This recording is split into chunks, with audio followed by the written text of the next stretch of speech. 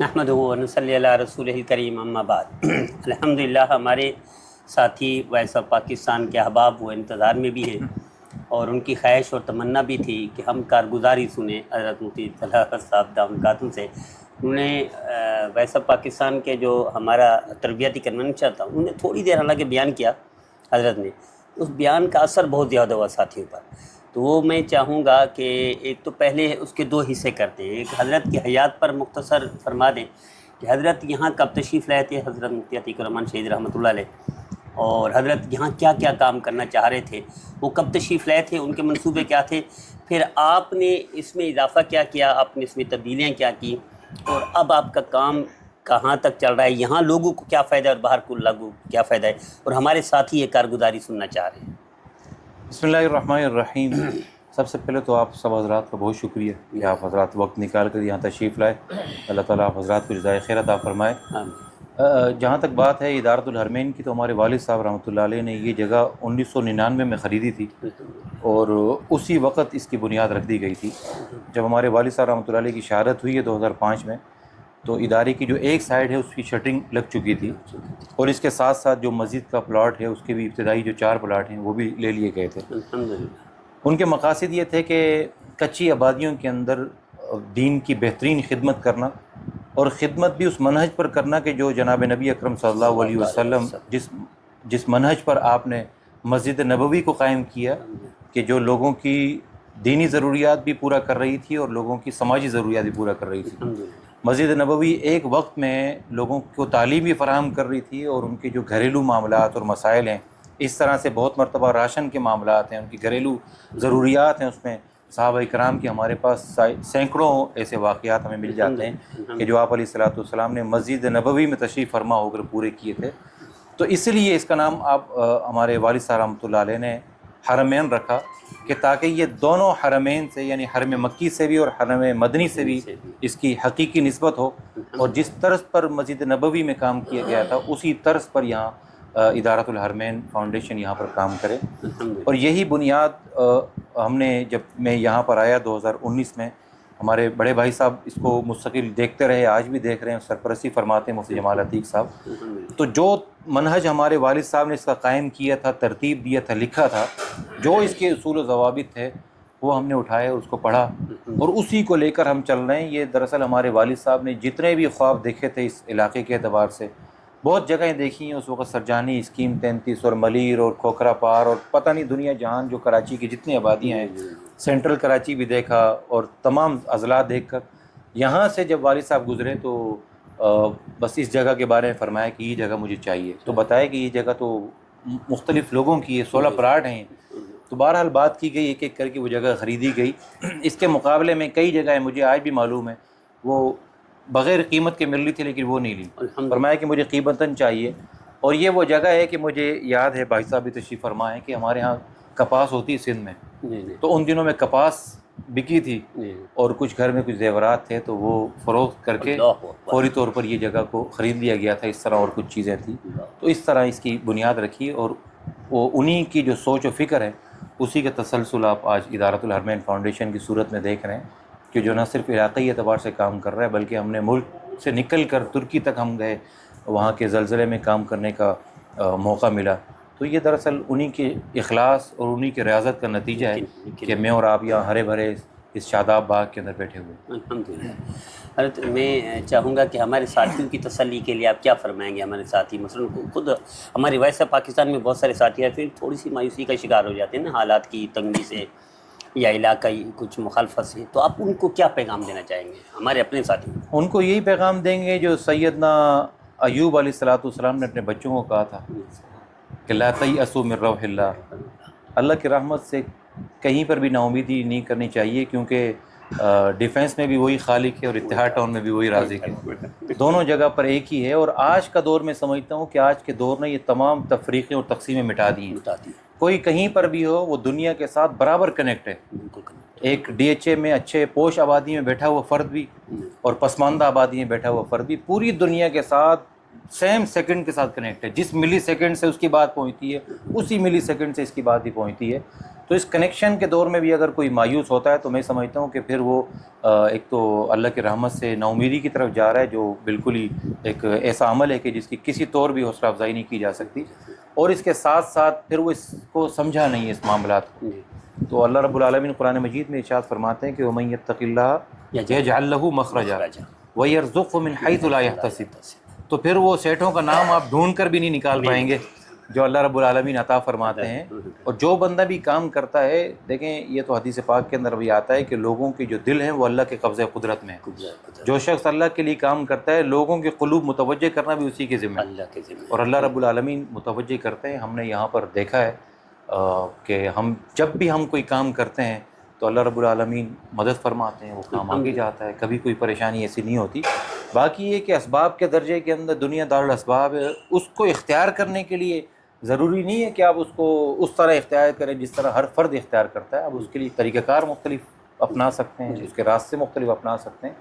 اس کے لیے آج کا جو دور ہے وہ میرے خیال سے سوشل میڈیا ایک بہترین، مضبوط اور مؤثر ہتھیار ہے جو کم وقت میں آپ کی آواز دور تک پہنچاتا ہے۔ آپ گاڑی میں بیٹھ کر ٹریول کر کے 10 کلومیٹر جائیں گے تو آپ کو آدھا گھنٹہ لگتا ہے، اور یہ آدھے سیکنڈ میں آپ کی بات وہاں پہنچا دیتا ہے۔ تو اس مؤثر ہتھیار کو اگر ہم استعمال کریں گے تو میرا نہیں خیال کوئی نا امیدی کی گنجائش بچتی۔ ایسی کچی آبادی میں آپ کتنے شعبوں میں کام کر رہے ہیں، اور ہمارے ساتھی اپنی اپنی جگہوں پر کتنے شعبوں میں کام کر سکتے ہیں؟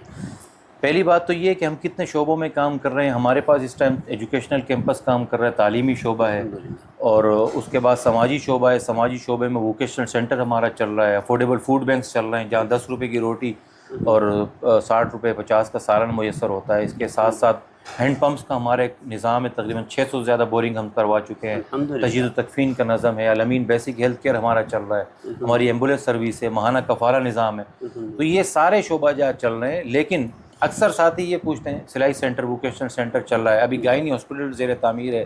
اس طرح سے ہماری جو جامع مسجد ہے جو ایک کمیونٹی سینٹر کے طور پر کام کرے گی، وہ زیر تعمیر ہے۔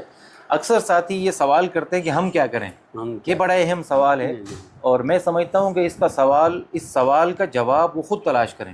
دیکھیں، کوئی بھی علاقہ کے اندر جو بھی مرکز قائم ہوتا ہے، وہ تعلیمی مرکز ہو یا صحت کا مرکز ہو، وہ اس آبادی کی ضروریات کے تحت قائم ہوتا ہے۔ اب میری آبادی کی یہ ضروریات ہے، میں نے یہ بنایا۔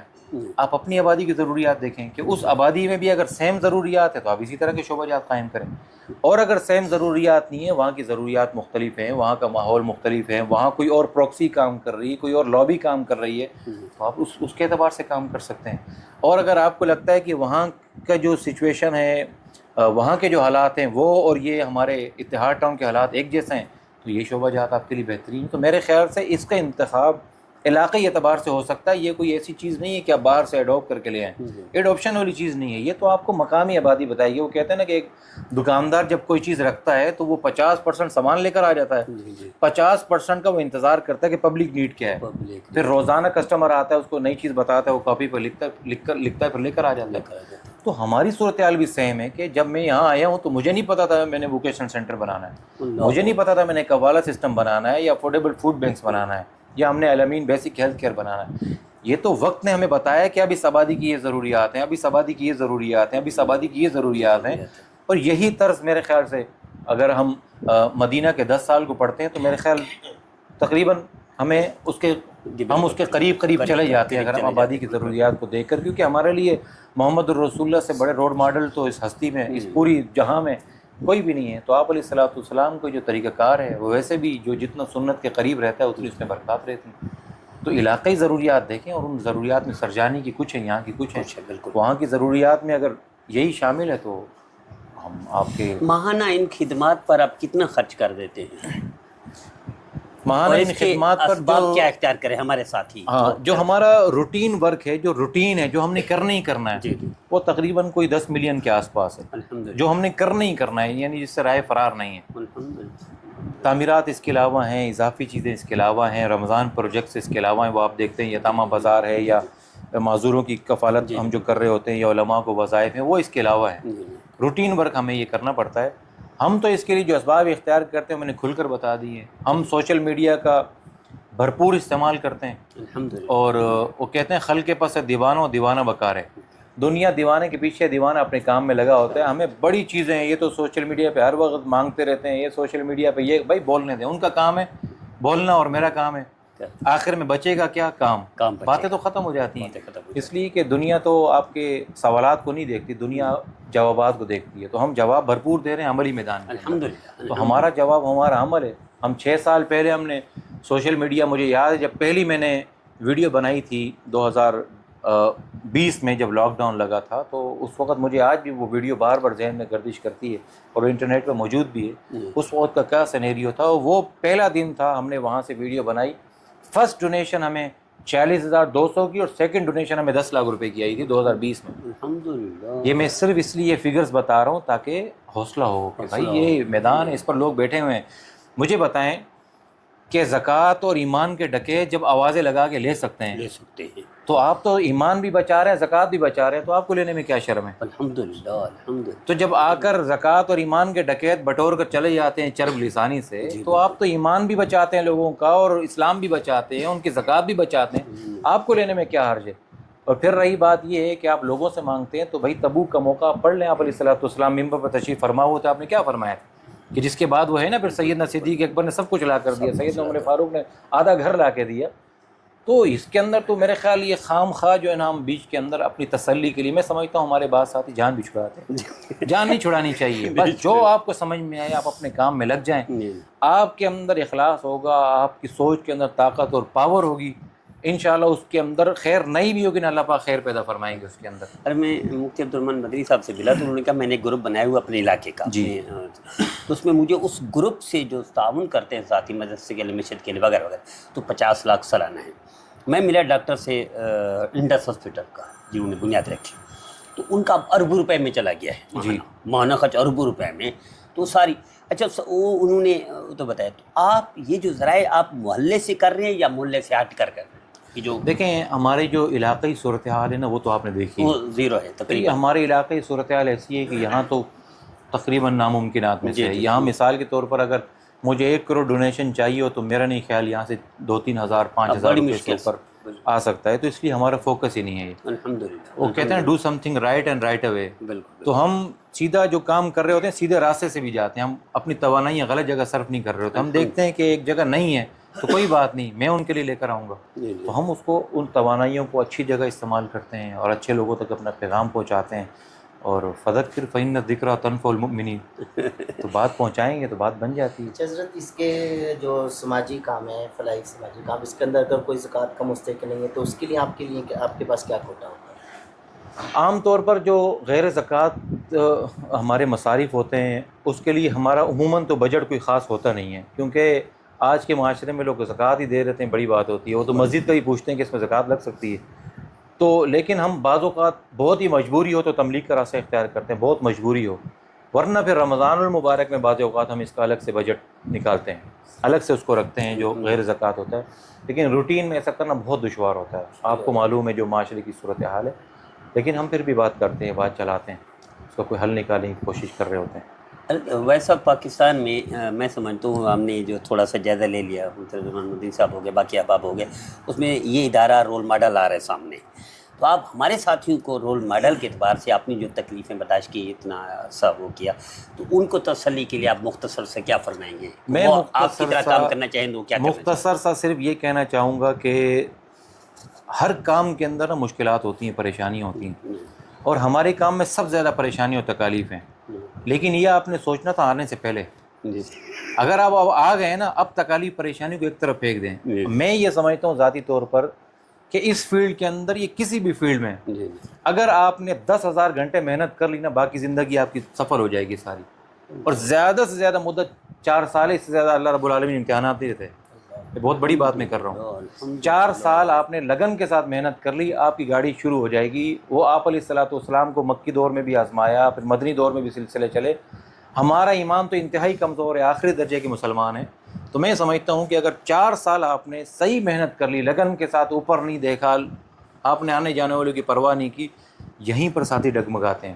اصل میں ہمارا ہر بندہ یہ چاہتا ہے کہ میں پہلے دن کھڑا ہو جاؤں اور پہلے دن ابن تیمیہ جتنا پروٹوکول ملے. نہیں ہوتا ہے, نہیں ہو سکتا, ایسا ہو نہیں سکتا. آپ کو تنہائیاں کاٹنی پڑیں گی, آپ کو رات کی تاریکیاں دیکھنی پڑیں گی, اس ادارے کے اندر یہ فرحان سامنے بیٹھے ہوئے ہیں، اس ادارے کے اندر میں لسٹیں بناتا تھا خود بیٹھ کر ساری رات.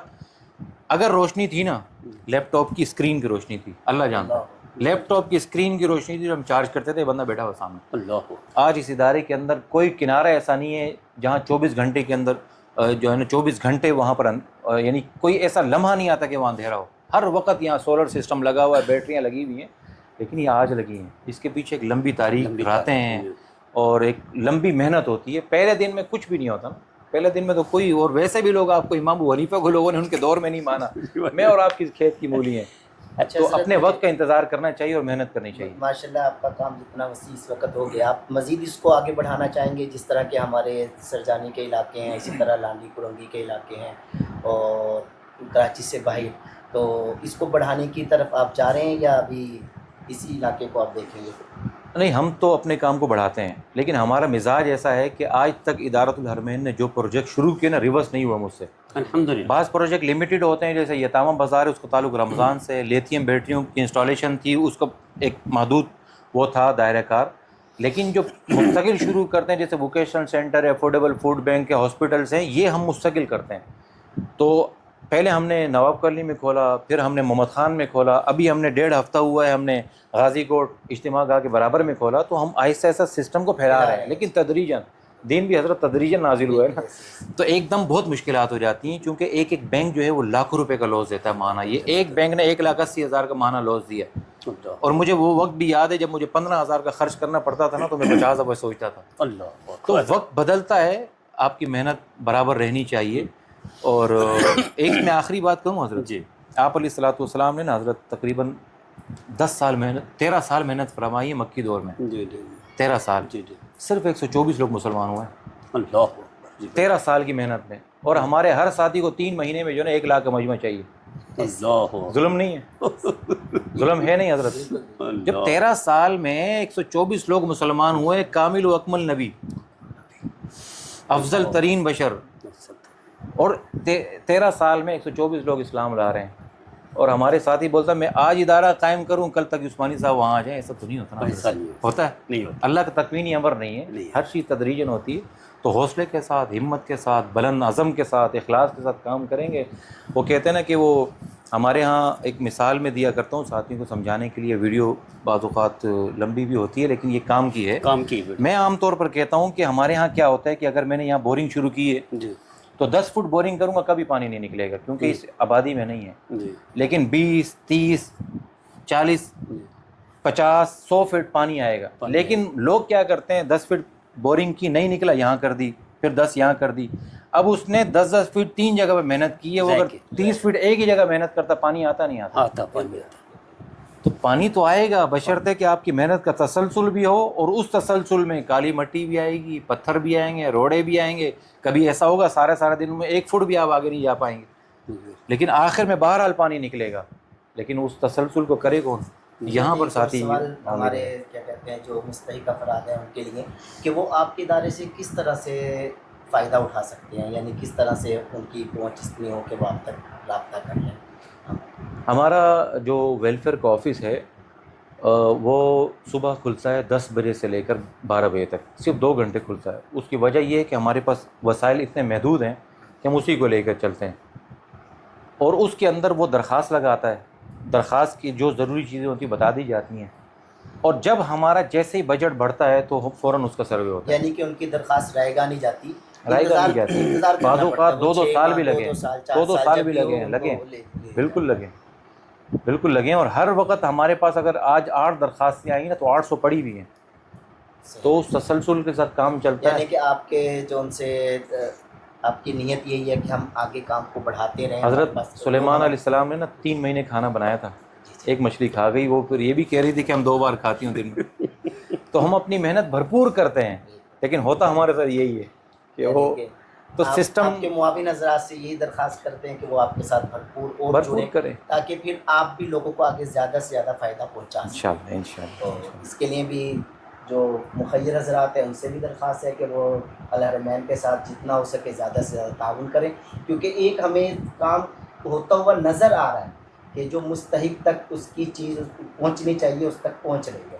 تو ایسے ادارے بہت کم گنتی کے ہیں اور ایسے اداروں کے ساتھ ہمیں بھرپور تعاون بھی کرنا چاہیے، ان کے لیے دعا گو بھی رہنا چاہیے۔ یہ آدھا ہمارا ہے، آدھا رہ گیا ہماری خواہش اچھا۔ نعتوں میں، کیونکہ ساتھی کچھ اور انہیں تو سوال آئے ہوئے تھے لیکن ابھی ٹائم اجازت نہیں دے رہا، تو میں آدھا اس کو مؤخر کر کے اگلے اس سے اگلے ہفتے میں ہم حاضر ہوں گے۔ انشاءاللہ۔ تو ابھی آپ ایک بار پھر آپ کا شکریہ، بہت شکریہ، جزاکم اللہ آپ کا جزاک اللہ خیر، آپ نے ٹائم دیا، بہت